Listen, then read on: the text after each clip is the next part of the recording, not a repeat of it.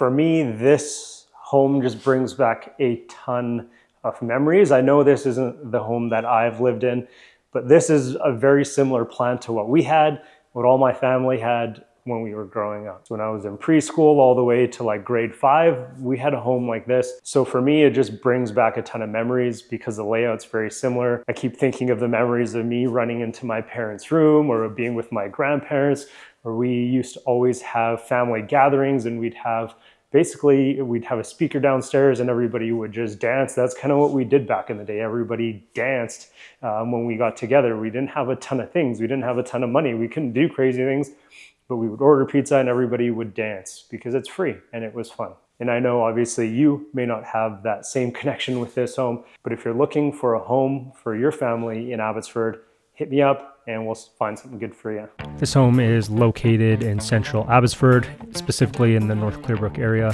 Very quiet neighborhood. If you look around, it's really quiet. Streets are quite big and overall very quiet neighborhood. And there's parks nearby, there's schools really close nearby.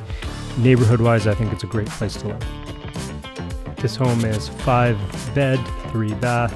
It's got 1.5 bathroom, around 2,000, just over 2,000 square feet of living space. This one's listed for 1.05 million, but I feel like there's homes like this on the market for 1 mil. This is kind of what you can expect.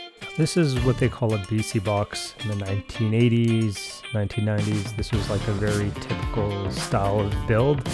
Most homes had this type of style as a quick build, and it was a good layout because you've got a large living space, a good amount of rooms, and a basement suite downstairs for extra income. Or when I lived in a home like this, we always had extra family members living in the basement.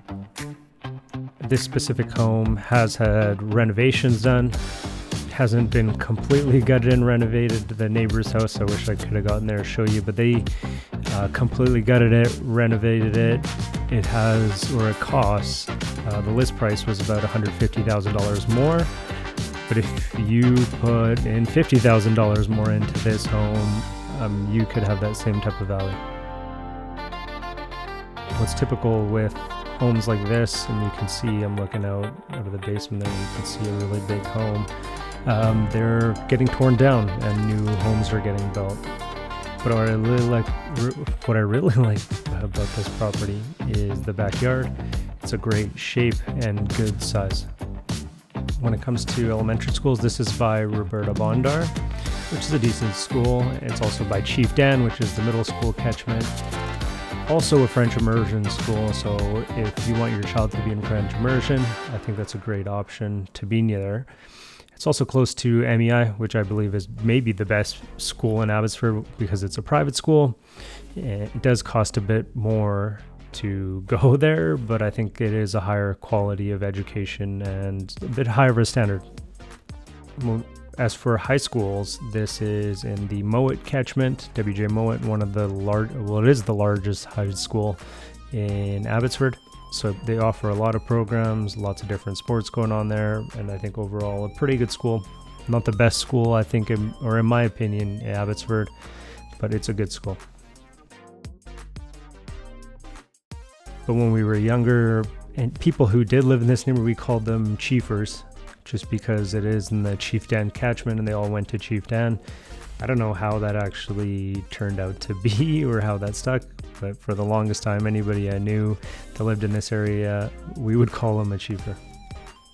Use some reprieve from my voice for a little bit. I'm just gonna walk through this house and you can tour. If you have any questions, please feel free to reach out to me at dilpreet@livinginabbotsford.ca, and I hope to see you in the next video.